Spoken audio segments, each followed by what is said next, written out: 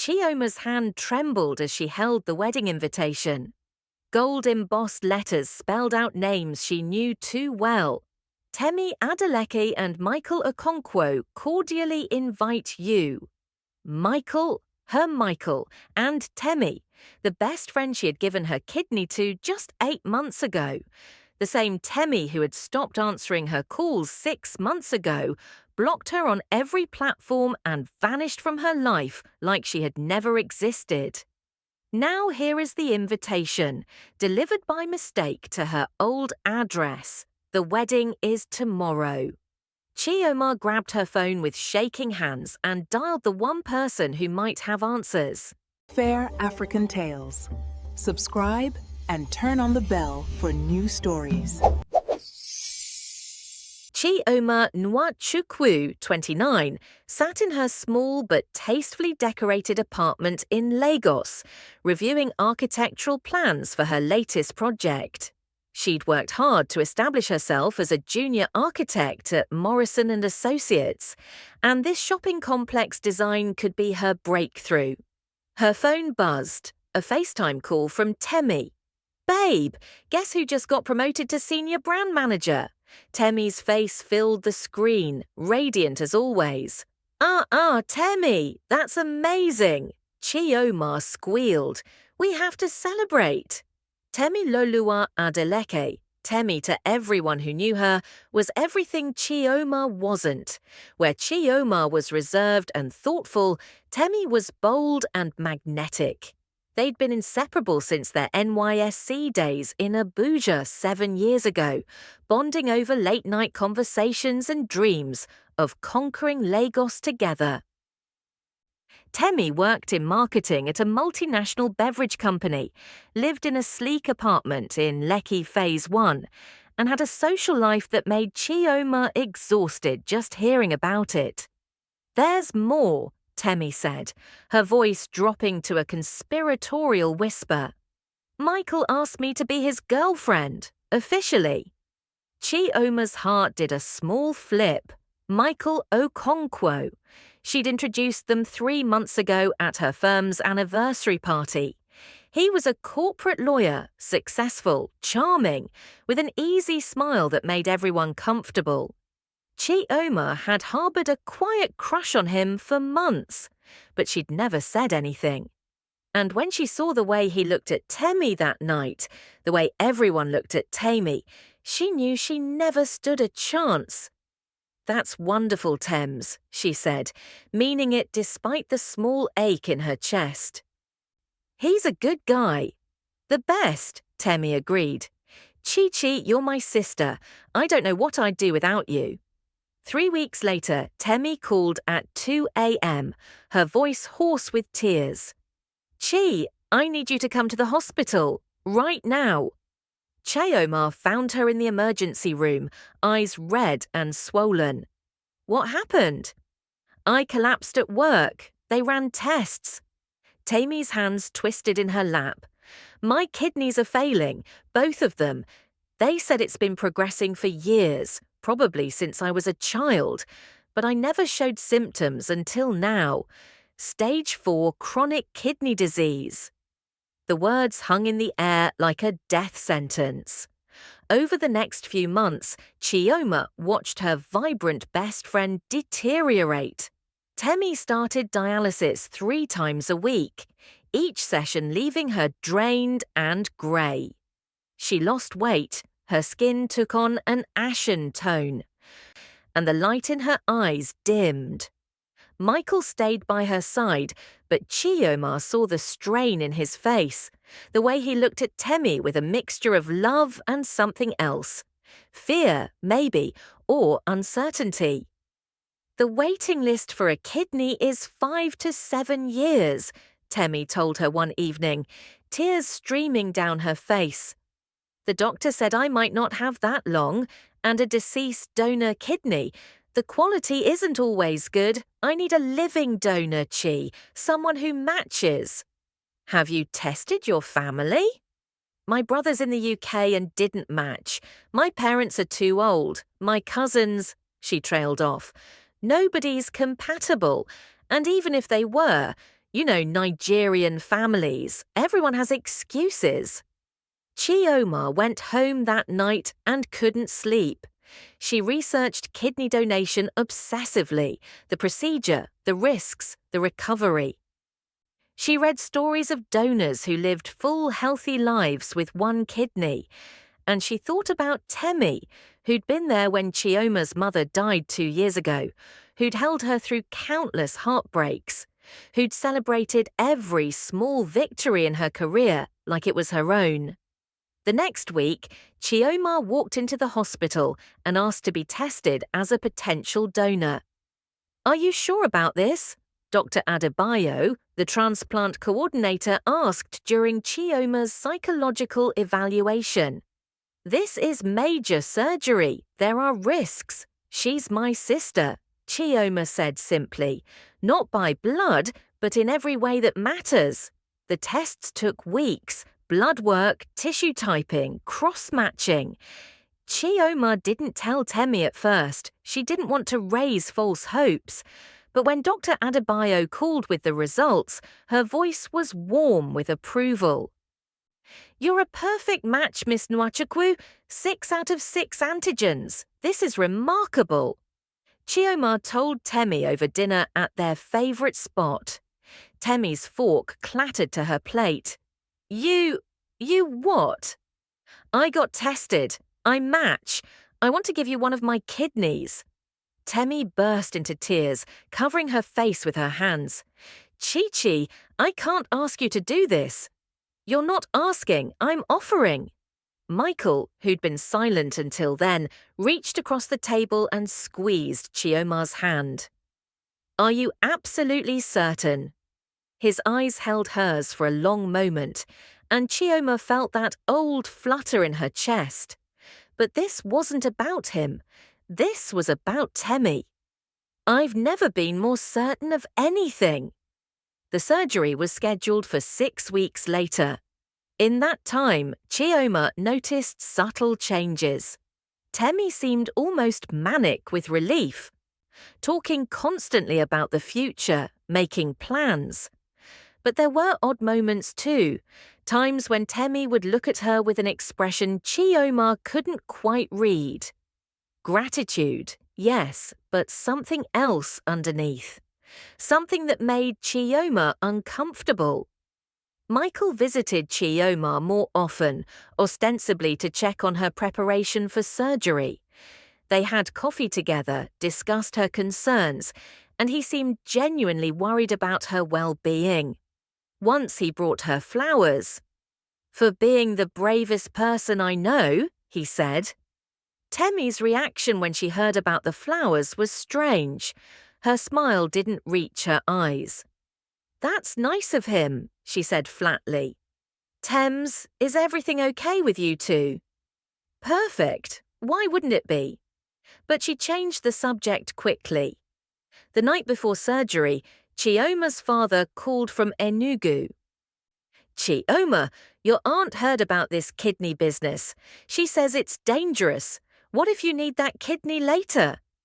"Papa, I'll be fine. People live full lives with one kidney." "But why you? Why not her own family?" "Because I can help, because she's my friend, because it's the right thing to do." Her father sighed. "You have too much heart, my daughter. I pray it doesn't break." The surgery took 7 hours. Chioma woke in recovery with a burning pain in her side and a nurse smiling down at her.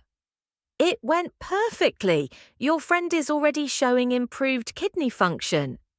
For 3 days, they recovered in adjacent rooms. Michael and Temi's family visited constantly, bringing flowers and gratitude. Chioma's own family came from Enugu, her father, her younger sister Ahda. They sat with her, praying and fussing. "She must be very special, this friend," Ahda said, studying Chioma's face. "She is." But Temi only visited once, wheeled in by a nurse. She hugged Chioma carefully, whispered "thank you" in her ear, and was wheeled away. Something in her eyes made Chioma's chest tighten, but she blamed it on the pain medication. Recovery was brutal. Chioma spent 2 weeks unable to work, moving gingerly, the incision burning with every breath. Michael called regularly to check on her, but Temi's calls grew less frequent. When they did talk, Temi sounded distracted, distant. "Are you feeling better?" Chioma would ask. "So much better. I can't believe the difference. Chi, you saved my life." But she never suggested meeting up, never invited Chioma over like she used to. 6 weeks post-surgery, Chioma returned to work. Her body was healing, but something felt wrong. Temi's texts had become sporadic, brief responses with no real substance. When Chioma suggested dinner, Temi was always busy. New project at work, tired from physical therapy, plans with Michael. "Is she avoiding me?" Chioma asked Ada during one of their phone calls. "Maybe she feels guilty. You did just give her a kidney." But that's why we should be closer now, not further apart. 2 months after surgery, Chioma showed up at Temi's apartment unannounced. She rang the bell 3 times before Temi answered, looking annoyed. "Chi, what are you doing here?" "I haven't seen you in weeks. I wanted to check on you." Temi stood in the doorway, not inviting her in. "I'm fine, really, just busy with work." "Can I come in?" "Now's not a great time. Michael's coming over and we have plans." The door closed in her face. Chioma stood in the hallway, staring at the painted wood, feeling like she'd been punched. She pulled out her phone and texted, "Did I do something wrong?" Temi replied an hour later. "Of course not. Just going through some stuff. I'll call you soon." She didn't call. 3 months post-surgery, Chioma's texts went unanswered for days. She tried calling, straight to voicemail. She checked Temi's Instagram and found herself blocked. Facebook blocked. WhatsApp blocked. Panic seized her. Had something happened? Was Temi sick again? She called Michael. "Michael, I can't reach Temi. Is she okay?" A long pause. "She's fine, Chioma." "Then why won't she talk to me?" Another pause, even longer. I think she needs space right now." "Space? I gave her my kidney." "I know, I'm sorry, I tried to talk to her about it, but..." He sighed. "She asked me not to be in contact with you either. I'm sorry." The line went dead. 4 months after surgery, Chioma sat in her apartment, a glass of wine in hand, staring at her phone. She'd lost weight. Dark circles shadowed her eyes. Her sister Ada had come to stay for a week, worried about her emotional state. "You need to let this go, Chi," Ada said gently.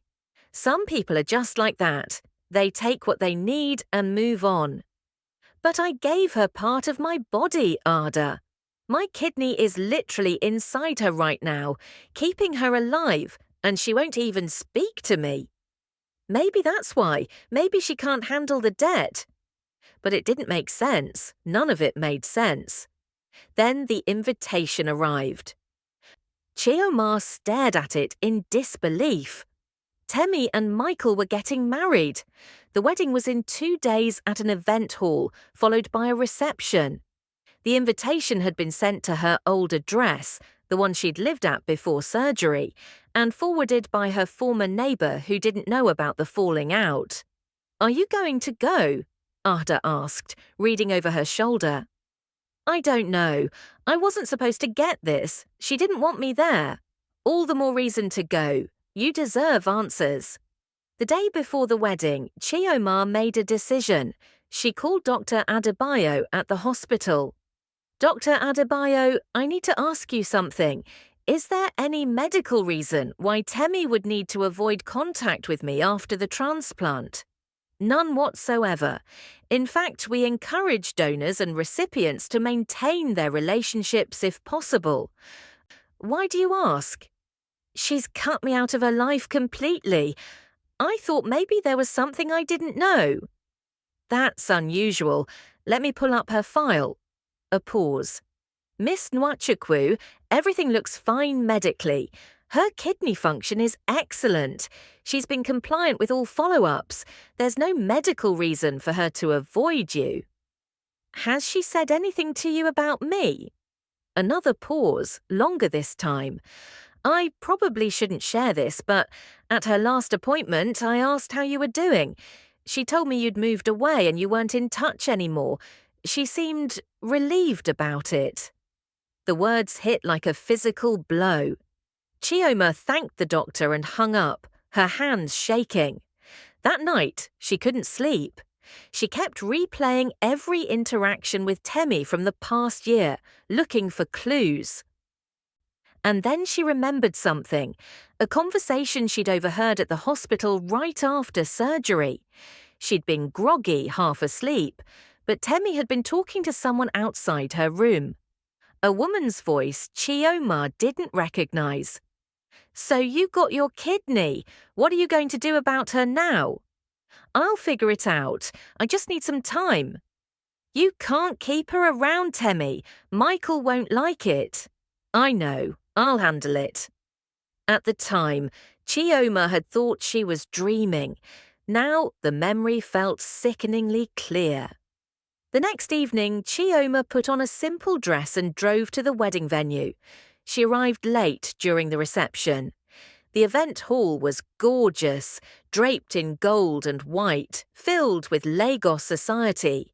Chioma slipped in through a side entrance and stood in the shadows, watching. Temi was radiant in her wedding gown, laughing and dancing.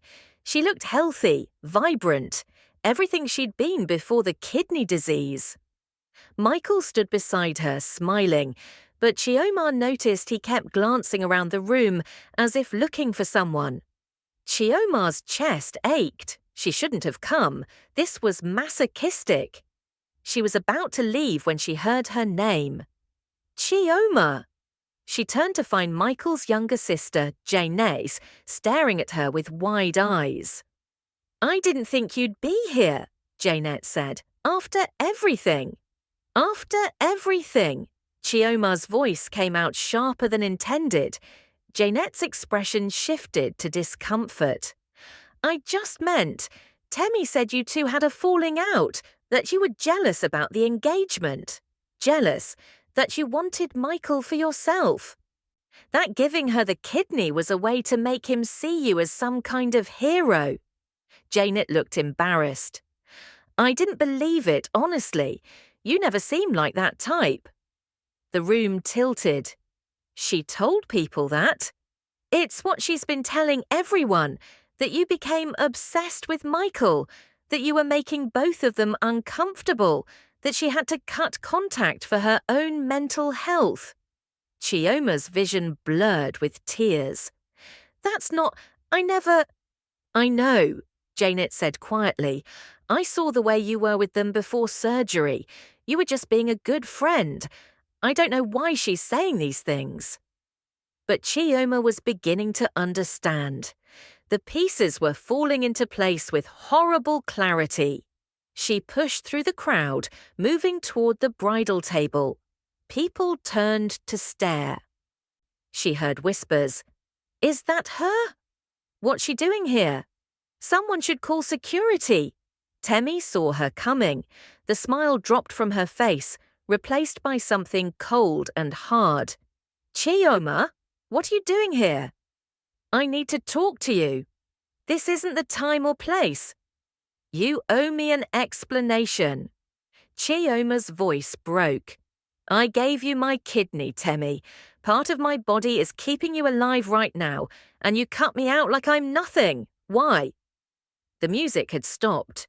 Everyone was watching now. Michael stepped forward. Chioma, please, not here. Yes, here. Chioma turned to face the crowd. How many of you know that I'm the reason Temi is standing here today? I donated my kidney to save her life. And when I recovered from surgery, She blocked me on everything and told people I was obsessed with her husband. Gasps rippled through the crowd. Temmie's face flushed red. You're making a scene, she hissed. Good. Maybe someone here can explain to me what I did wrong, because I've spent 6 months trying to figure it out, and I can't. What did I do, Temmie? What did I do to deserve this? Temmie's mother pushed through the crowd, her face twisted with anger. But not at Cheoma. She grabbed Temmie's arm. You told me she moved away, Mrs. Adelek said, her voice shaking. You said she was fine, that you were still in touch. You said, she looked at Cheoma, tears welling in her eyes. You saved my daughter's life. We owe you everything. You owe her nothing, Temmie snapped, yanking her arm free. I paid for my transplant. It was a medical procedure, not some grand gesture of love. You paid? Cheoma's voice rose. You paid for the hospital, but I paid with my body. I have a scar on my side that will never go away. I have regular checkups for the rest of my life. I gave you something precious and you threw me away like garbage. Because I couldn't stand it, Temmie screamed, her composure finally cracking. I couldn't stand the way everyone looked at you like you were some kind of saint. The way Michael looked at you. The way my own parents treated you like a second daughter. Everywhere I went, it was, Cheoma did such an amazing thing, and Cheoma is so selfless, and how will you ever repay Cheoma? Silence fell over the room. I couldn't live my life under your shadow, Temmie continued, her voice breaking. Every time I saw you, I felt guilty. I felt small. And Michael, she looked at her new husband, tears streaming down her face. Tell her, Michael. Tell her the truth. Michael's face had gone pale. Temmie, don't. Tell her.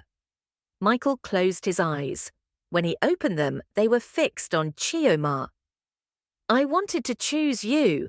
Before Temmie got sick, before everything happened, I was going to break up with her and ask you out. I knew you had feelings for me. I felt the same way. Cheoma couldn't breathe. But then she got sick, Michael continued, his voice hollow. And you saved her life. And how could I leave her after that? How could I be the guy who dumped his sick girlfriend after her best friend donated a kidney? So I proposed. I married her. And every time I looked at you, I was reminded of the choice I didn't make. You knew, Cheoma whispered to Temmie. You knew he wanted me. I knew, Temmie said flatly. That's why I asked you for the kidney. I knew you'd say yes because you're good and noble and self-sacrificing. And I knew that once you did, Michael would never leave me. He's too decent. He'd stay out of obligation, out of guilt. And I was right. The words hung in the air like poison. You manipulated me, Cheoma said slowly. You used my friendship, my love for you, to trap the man you wanted. I was dying, Temmie shot back. I did what I had to do to survive, and I couldn't keep you around after because every time I saw you, I remembered what I did. I couldn't live with the guilt and the constant reminder that I owe you everything. So you tried to destroy my reputation instead? Made me out to be some stalker? Temmie looked away. I needed to justify cutting you off. People would have asked questions otherwise. A woman's voice cut through the stunned silence. This is disgusting. One of the bridesmaids stepped forward, yanking off her gold sash. I can't be part of this. I can't stand here and celebrate this. Others followed. 2 more bridesmaids, several guests. Michael's own mother approached Cheoma, tears in her eyes. My dear, I'm so sorry. If I had known. The room erupted in chaos. Some guests were leaving, others arguing. Temmie's father stood frozen, his face grey with shock. Michael sank into a chair, head in his hands. The wedding reception collapsed. By the time security arrived, half the guests had left. Temmie stood in the middle of the dance floor in her wedding gown, makeup ruined by tears, screaming at anyone who would listen that she'd done nothing wrong. I was fighting for my life. What was I supposed to do? But no one was listening anymore. Michael's best man, Chidi, approached Chioma as she stood in the parking lot, trying to process what had just happened. "There's something else you should know," he said quietly. "Michael set up a trust fund for you, 5 million naira, for medical care for anything you might need because of the donation. Temmie found out about it 2 weeks ago. That's when she started spreading the rumors about you being obsessed with him." Chioma laughed bitterly. Of course she did. Over the next few days, the story spread through their social circles like wildfire. WhatsApp groups exploded with discussions. People who'd believed Temmie's lies about Chioma reached out with apologies. Temmie's own colleagues at work began treating her differently. Their respect curdled into disgust. Michael filed for an annulment, citing fraud and emotional manipulation. Temmie fought it, but the evidence was damning. Text messages to friends where she'd explicitly discussed her plan to use the kidney donation to secure Michael's loyalty. 3 weeks after the wedding, Chioma received a call from Mrs. Adelek.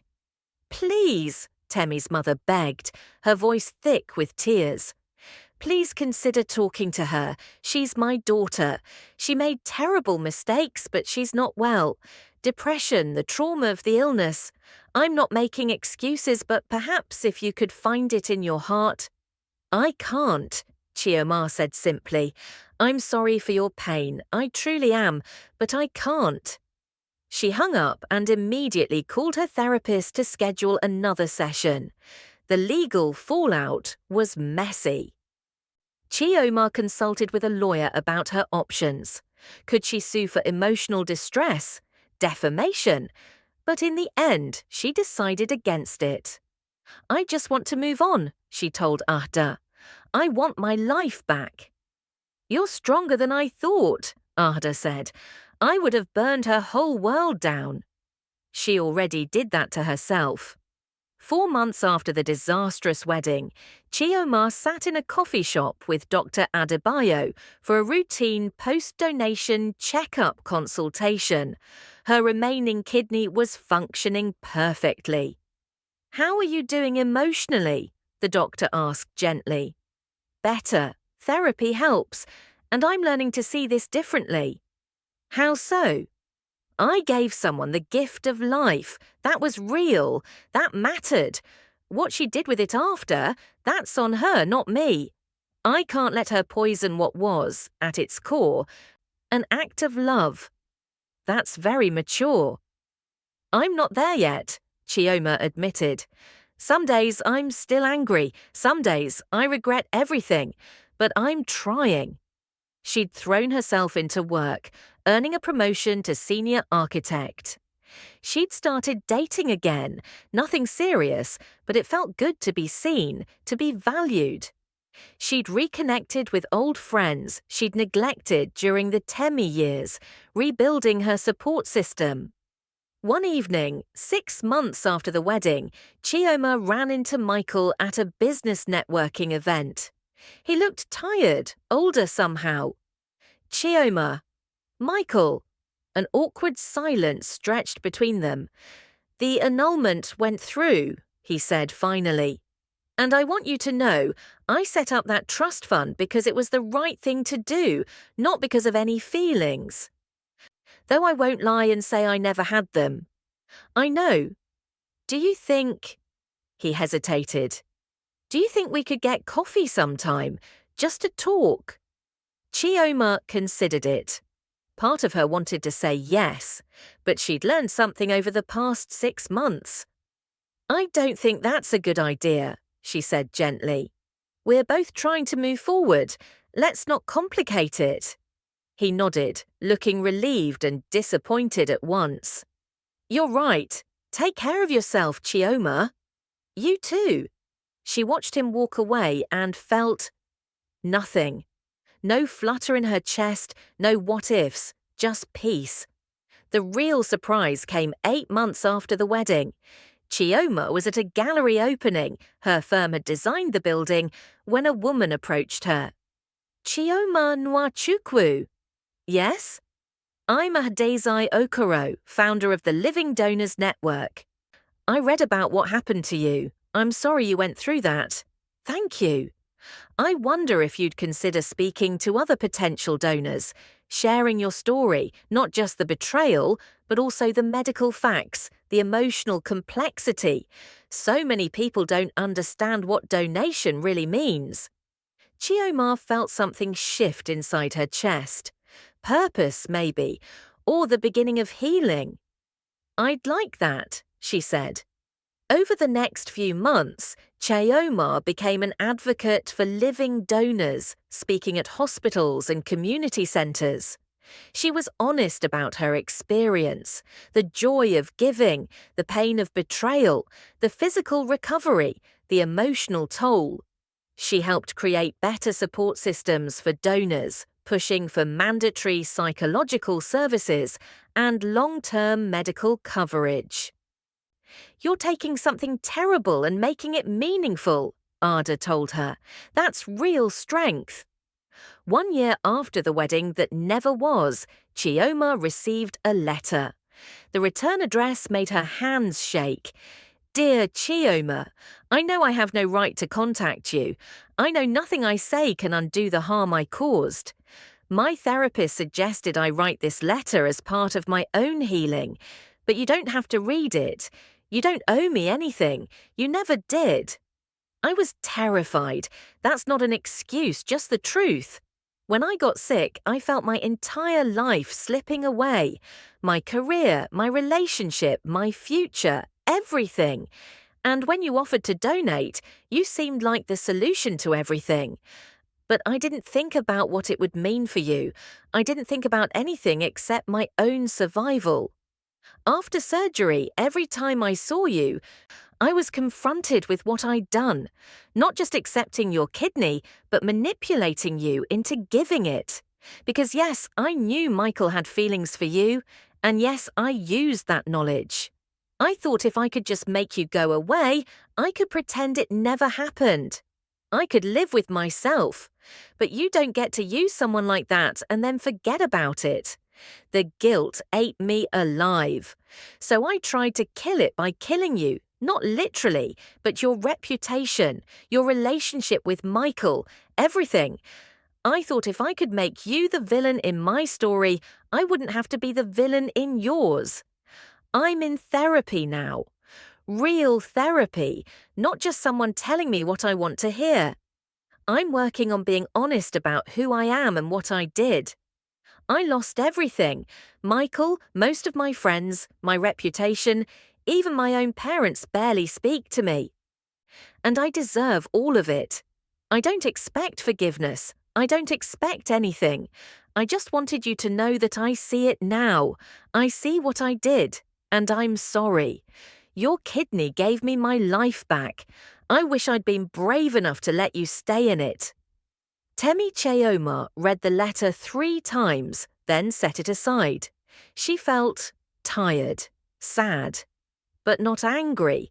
She never wrote back. 15 months after the wedding, Chioma stood at the front of a hospital conference room, addressing a group of potential living donors and their recipients. Her scar was hidden beneath a navy blouse, but the strength in her voice came from having survived. Not just surgery, but everything that followed. Donation is complicated, she told the attentive faces. It's medical, yes, but it's also deeply emotional and relational. You need to be sure, really sure, not just that your body is compatible, but that your relationship can handle the intensity of what you're about to do together. After the talk, a young woman approached her. Thank you for being so honest. Most people only talk about donation like it's all beautiful and perfect. It can be beautiful, Chioma said. It was for me in a way. Despite everything that happened after, I don't regret saving a life. I regret who I chose to save it for, but not the act itself. That tells me something important about who I am. That evening, Chioma met Ada for dinner at a restaurant. Her sister studied her face across the table. "You look happy," Ada said. "Actually happy." "I'm getting there," Chioma admitted. "Some days are harder than others, but I'm building something new. Something that's mine." "Any regrets?" Chioma thought about it carefully. "I regret trusting the wrong person. I regret not seeing the signs, but I don't regret having a generous heart. Temi tried to make me feel stupid for caring, for giving, for loving openly. But that's not a weakness. It never was. What if you meet her again someday? What would you say?" "I hope I never do," Chioma said honestly. "But if I did, I'd tell her that my kidney may be keeping her alive, but she doesn't get to live in my head anymore. She doesn't get that power." They clinked glasses, and Chioma felt the weight of the past year finally beginning to lift. She'd given her best friend her kidney and been cut out of her life for it. But she'd survived. She'd found her voice. She'd learned to value herself beyond what she could give to others. And in the end, that was the greatest gift of all, the one she'd given herself. As she walked home that night, her phone buzzed with a message from the Living Donors Network. Another speaking engagement request. Another chance to turn her pain into purpose. Chioma smiled and accepted. She was healing, not from surgery that had been quick, but from the deeper wound of betrayal.